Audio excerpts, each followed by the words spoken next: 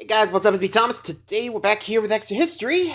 Today's video is part 2 of American Mass Deportation, the World War Migrant. So, yeah, looks like it's going global, I think. I mean, still American, but you get the idea. So, how about we learn some more, see what's going to happen now. Be sure to like, subscribe for more, hope you enjoy. Here we go. Sonoran Desert, Mexico, 1948. A southbound train rushes through the night. On board, a man inside dreams of escape. He pulls himself up to the window of the overcrowded train car and jumps. 5 years ago, he'd boarded a train just like this one, heading north to the United States. That was by invitation, to grow crops for the war effort, and he'd left to cheers and kisses from his parents and siblings. In Texas, he'd found a wife and had children, and a farm owner who didn't care he'd overstayed his visa, at least until a week ago when INS showed up. Now he falls from the deportation train, ordered to take him to a home city he hasn't seen in half a decade, with rumors of beatings and a prison term at the end. He hits the ground hard, rolls. Behind him, he hears shouts. Mexican Border Patrol open fire from the train. A bullet slaps by, then another. He limps into the desert, realizing they aren't trying that hard to hit him. The train then carries on, disappearing into the blue dark, and he is alone in the desert night, with a sprained ankle and a long walk back north. Oh boy, good luck. Jesus Christ. This historical tale that Ground mirrors News. today's headlines is brought to you by Ground News, my personal go-to for navigating today's chaotic media landscape.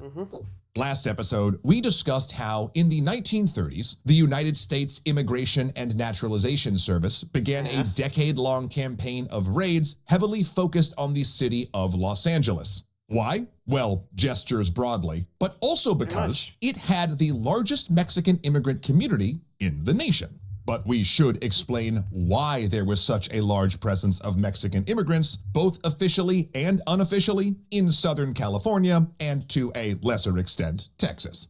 First, it's important to understand that some of these families predated U.S. control over the Southwest. After all, the Spanish began settling Texas in the 1690s and California in 1769. When the U.S. took them after the Texas Revolution and Mexican War, the existing Mexican communities stayed. Meaning, for some of these families, they didn't cross the border, the border crossed them. For others south of the border, circular trips north for work, trade, or family was an established pattern that continued after political division. Indeed, most migrants that came to the United States from Mexico, again both officially and unofficially, did not intend to stay and settle. Most worked low-wage agricultural jobs, then returned to Mexico where the US dollar they'd earned could buy them and their families a better life. For a long time, this wasn't really a problem. Outside of military conflicts, land borders in the 19th century were extremely loose worldwide. There was more focus on controlling entry through ports. It wasn't until World War I raised the specter of espionage and sabotage that things like border checkpoints, visas, and extensive documentation for citizens and non-citizens really became a thing. While there is... Well, that is true. Plus, if you guys know World War I, with the Lusitania, also there was the Zimmerman telegram where basically Germany was like, hey, we'll help you take back Texas if you come join the war with us. So, yeah, you can definitely see where the suspicion's coming into play, and, well, gotta lock that shit down. You know? I mean, if you guys remember. So, yeah, you can see why. You could see why we focus more on the border down south than north, I guess. Anyway. Is a long history of travel papers. Germany became the first country to require a photo with passports in 1915, and it was only in 1917 that the US followed suit. Even then, it was novel and not standard. And while today you can't even smile in a passport photo, in the 1920s, people had photos of them reading books, playing instruments, and even with other family members and pets. Now, did I need to tell you that? I mean, do you really need to know that this guy reading is a real passport photo, or this lady with her dog, or even this shared one between 30 Polish students? Really? Technically, no. But given how heavy this topic is, also, yes. Because looking at old passport photos does remind us that behind every piece of documentation is a person, and that as we talk about big numbers here, that every number is a person and a story and a life.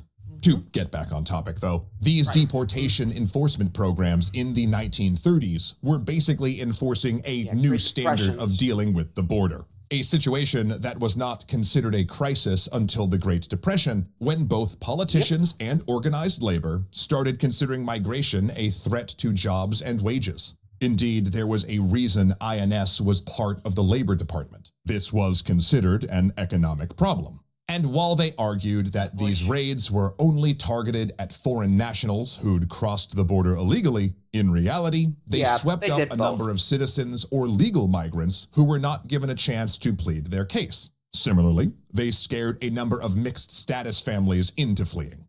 Yet in 1941, the calculus changed. Suddenly, with the U.S. entry into World War II, the draft, and most young men from farming communities volunteering for national service, the worry about the availability of labor reversed. Suddenly, American crops were rotting because there were not enough workers to pick them. At a time when U.S. agricultural production was a major component of supporting the war effort and often supplying food to allies, that was unacceptable. As a result, in 1942, the U.S. approached Mexico to form the Bracero Accords, named after the Spanish word for manual labor, literally meaning one who works with his arms. The Bracero program was intended to fill the labor gap by providing seasonal temporary work visas to Mexican agricultural laborers. These men, they were exclusively men, would travel to the U.S. under government supervision and literally be delivered to farms who had registered as needing labor. Mexico, in contrast, got a pipeline for feeding its economy more powerful U.S. dollars. But it was a bit more than that. See, Mexico was also a major player in this circulation of migrants from Mexico to the U.S. and back. While the infusion of U.S. dollar remittances to their economy was nice, the Mexican government had been trying for decades to stop the large number of Mexican men going to the U.S. seeking work. In fact, while the Mexican Constitution of 1917 said it was a citizen's right to freely enter and exit the country, those working abroad were supposed to have a labor contract signed by foreign authorities and approved by the foreign consulate before exiting Mexico. But because U.S. law forbid offering a contract to foreign workers before they arrived, crossing the border north to work was not legally possible on either side of the border. So through the 1920s, you had a demand for labor in the American Southwest and no legal way to fulfill it with cross-border workers. Meanwhile, landowners in Mexico were complaining to the government that all their agricultural laborers were still heading north. Indeed, Mexico had supported the crackdowns of the 1930s as a way to return laborers and frequently ran public information campaigns warning of racial discrimination and labor abuses which happened to those crossing the border to work. Yet the flow was unstoppable. So the Bracero program was seen as a way to legitimize and control the already existing circulation of labor. And honestly, the Bracero program was a success by most American measures. Between 1942 and 1945, 168,000 braceros came to work in the U.S. In fact, it was so successful that the U.S. continued the program after the war ended, since that agricultural labor shortage only got more dire. Victory in the Second World War spurned an economic boom due to a rise in American manufacturing, troops returning with money to spend, and the fact that the U.S. was one of the only great powers not bombed into oblivion. Basically, the U.S. had grown manufacturing and economic capacity while pretty much everyone else had it diminished. Similarly, due to the GI Bill and a large number of demobilized troops now having received job training that might have been otherwise unavailable, a lot of farmhands never returned to the fields. Think about it. If you're a farm kid who the military has taught to work construction machinery or fix radios or maintain aircraft engines, chances are you may want to go do that instead.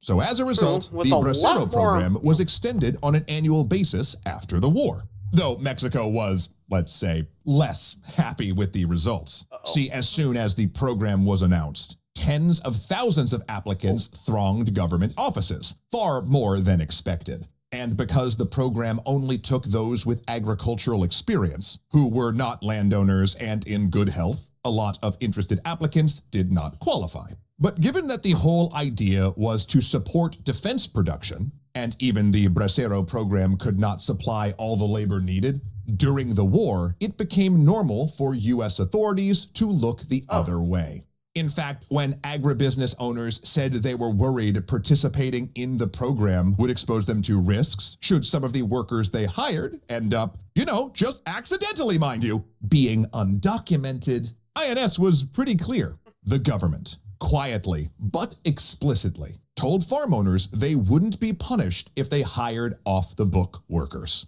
Meaning that the Bracero program didn't actually cap the outflow of undocumented labor from Mexico to the United States. Business owners in Mexico protested that their government was allowing a labor drain, when those workers should be staying in Mexico to develop the country's own economy and infrastructure.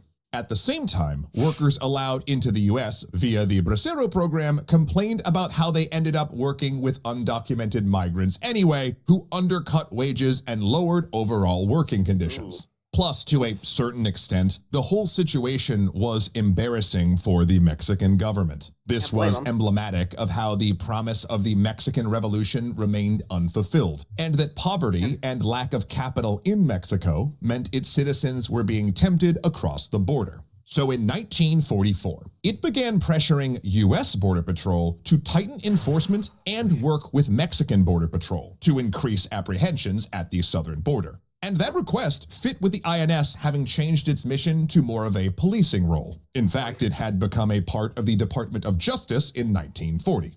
The result was a doubling of apprehensions, from 11,775 in 1943 to 28,173 in 1944. But this rise in interdictions also brought to light another problem. U.S. Border Patrol could not operate in Mexico, so the best they could do was deport the apprehended migrants across the border, at which point they would just try to re-enter. To prevent this, in 1945, the U.S. and Mexican Border Patrol changed tactics and began collaborating to shuttle apprehended migrants to the Mexican interior. It worked like this. Roving bands of U.S. Border Patrol operating as far away as Chicago would lead raids on farms and businesses that detained undocumented migrants, also at times citizens who did not have their paperwork on hand, and transported them to Nogales, Arizona, if they were from the western part of Mexico, or El Paso if they hailed from the eastern part. Only people who were residents of the border area were returned there, but those from further south would board a bus that U.S. Border Patrol would drive to the border, get out, and be replaced by Mexican Border Patrol. From there, the Mexican Border Patrol would load them onto trains bound for cities such as Monterrey and Torreon. A similar effort started using cargo ships bringing agricultural products to the U.S. and then returning with deportees crammed into holds. Yet Mexico considered it still not enough. In 1947, Mexico made it a crime to leave Mexico without proper authorization, punishable by up to a 10,000 peso fine and 2 to 5 years in jail. In 1949, Mexico stepped up enforcement again. It declared a national emergency to put 5,000 military troops on the border in order to increase apprehensions. The men caught were then not returned to their homes, but frequently coerced into accepting farm work in the area in a process that amounted to a forced labor campaign. Pretty much. In 1951, the U.S. added deportation flights to the Mexican interior, contracted through private carriers. Yet despite this gradual step up in enforcement, throughout the 1940s, the border just wasn't on most Americans' radar. In fact, the biggest pushback was in Texas, where the Bracero program was less popular because, get this, government-mandated levels for wages and work conditions were considered too generous. Many farm owners in the state complained that the government was practically forcing them to hire laborers who'd entered illegally. But that changed with the advent of the Cold War. As the global face-off between the Soviet Union and the United States intensified, a new threat narrative came to the fore that began speaking of immigrants as a political threat rather than an economic one. Now Really? Latino immigrants were not a risk to labor, but to national security. Stories circulated in newspapers claiming cells of communists were forming in Mexico City, attempting to sneak into the United States and foment revolution, particularly by infiltrating labor. And This the was, racist in stuff. some ways, a bit of a joke. Mexico's conservative institutional revolutionary party had a lock on political power and even founded new security agencies to cooperate with the CIA. Yet in Congress, Boy. cries grew in 1952 that the border was a national security time bomb with the possibility of infiltration and subversion. Remember that this was the height of McCarthyism and the Red Scare, as well as the Korean War, where anti-communist propaganda rocked the government. Pretty much. Meanwhile, the economy was starting to soften, as troops demobilized from the Korean War came home to find the job market tightening and wage competition once again causing friction. Labor unions once Again, you more can see rang where the this is alarm coming bells up. of migrants taking jobs and depressing wages. And in the closing days of the Truman administration, a report on the border situation tied all of these factors together. That a, quote, invasion of Mexican migrants had undercut the economy and could be bringing subversive ideas into the country.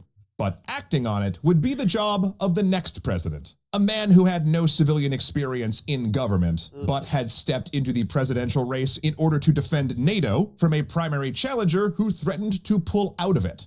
Dwight D. Eisenhower, huh? a military man who, perhaps inevitably, decided to implement a military solution to the border headed by the soldiers that he served with. And it would be known by the atrocious name Operation Wetback.